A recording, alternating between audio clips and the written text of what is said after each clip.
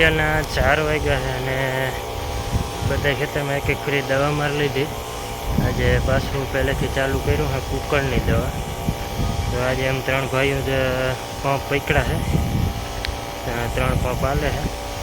આપણે કે ઉતામળ હોય નહીં, 8-8 વીઘા છાંટવાનું હોય તો 2 કલાક 1.5 કલાક જેવું થાય. જ્યાં હું લઉં છું, ભાઈ આગળ જાય છે, દીપક આ બાજુ છે, એમ હાલે છે. આ છે કુકળની દવા. હું પાંદડા કાઢતો નથી, અવાર થોડાક ઉગાવામાં નબળું હતું.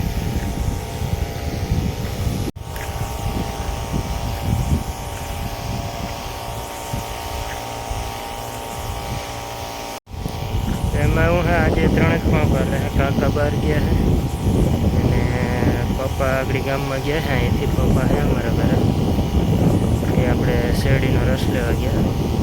આમ કામ કરતા હોય ત્યારે ગામ ઢુકડું થાય છે અહીંથી, તો રસ બસ પી લઈએ. અડધું ખેતર તો થવાય.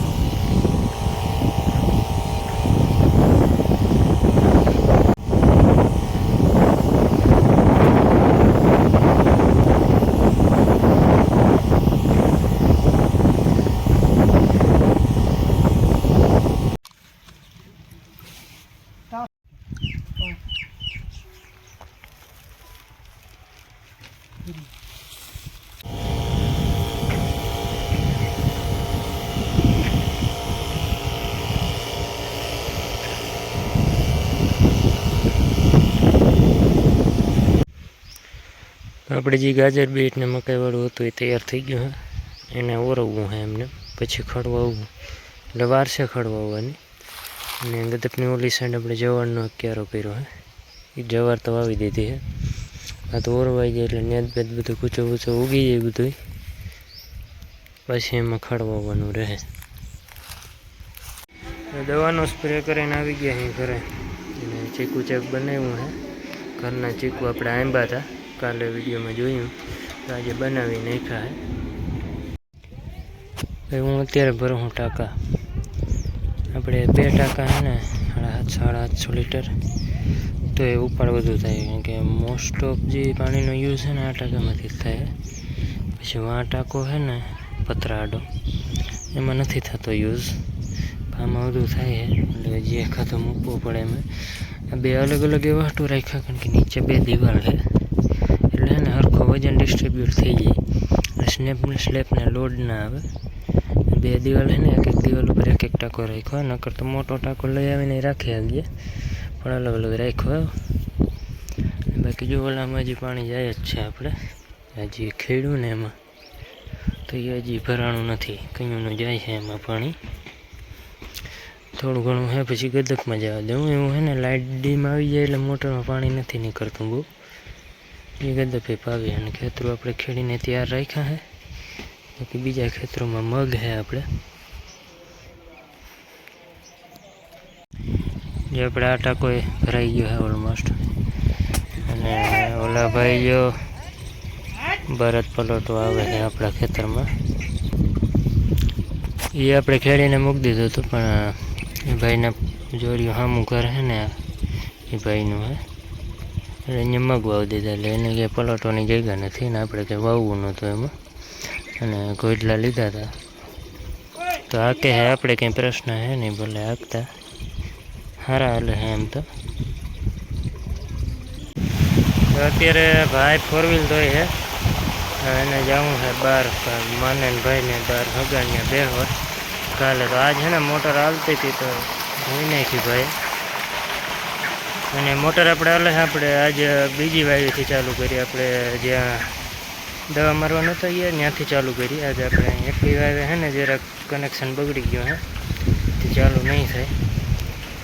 હું જરા કાંઈ પાછળ હમું કરું હું અત્યારે. આમાં નવા ઘર પાણા બધા અગોચર જેવું હતું, બધું ઉપાડી લીધું. ટ્રેક્ટરમાં ભરી લીધા એ પાણા.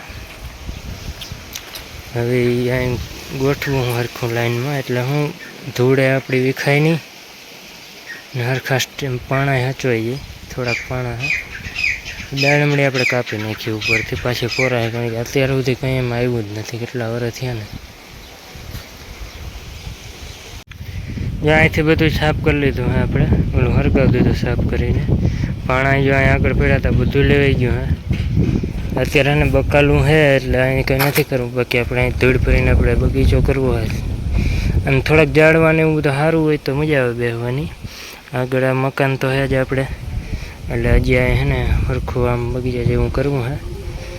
જો મેળો આવી જાય ને તો એમાં છે ને ભૂંગળા નાખવા પડે. એમ ઓલા ખેતરનું પાણી આમ હેઠું નહીં કરે, એટલે છે ને ભૂંગળા નાખીને પછી ધૂળ નાખ્યું.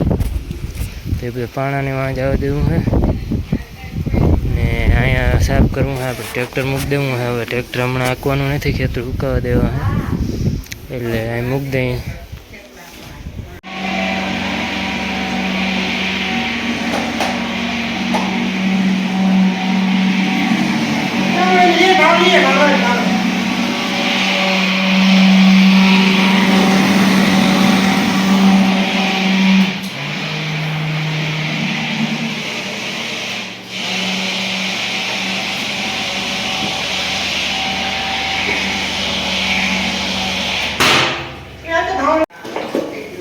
તો ત્યાં સાફ સફાઈ હાલે હે.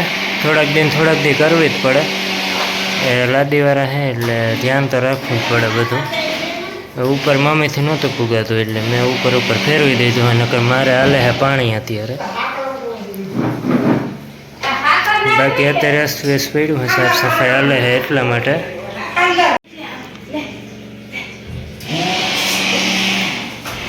ને ભાઈ બનાવે હે ચીકુ શેક.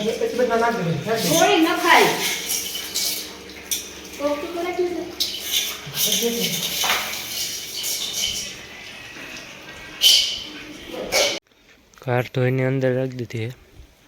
ટ્રેક્ટરને જીનકાનું કોઈ કામ નથી તો હવે છેલ્લે જવા દીધું. કારને આ બાજુ રાખી હે, કાઢવું હોય તો અહીં લઈને વયું જવાનું ડાયરેક્ટ. આ ટ્રેક્ટરને અંદર રાખવું હોય પણ એમાં હજુ કંઈ સાફ નથી કર્યું. ને આ રીતના પાણા ગોઠવા હે એટલે પાણા હચવાઈ જાય, બીજું તો કાંઈ નહીં. હવે થોડાક પડ્યા હતા.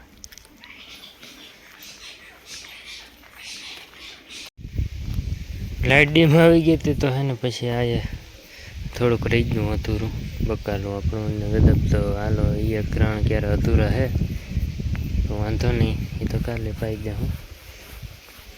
જવારી થોડીક અધૂરી રહી ગઈ ને શરૂઆત થઈ ગઈ હે ગવાર આવવાની. ભીંડા હજી નથી આવ્યા પણ ગવાર ચાલુ થઈ ગયા હે. ભીંડા આવી ગયા સોરી, નાના નાના હે. એટલે ઘરનું શાકભાજી હોય ને એટલે કંઈક અલગ જ મજા આવે.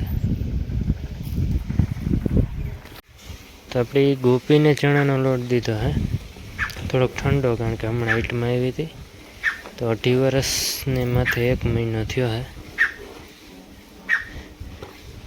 એટલે હમણાં થોડાક દિવસથી દઈએ હે ચણાનો લોટ, થોડો જાજો નહીં, મિલ્કિંગ થાય છે અત્યારે.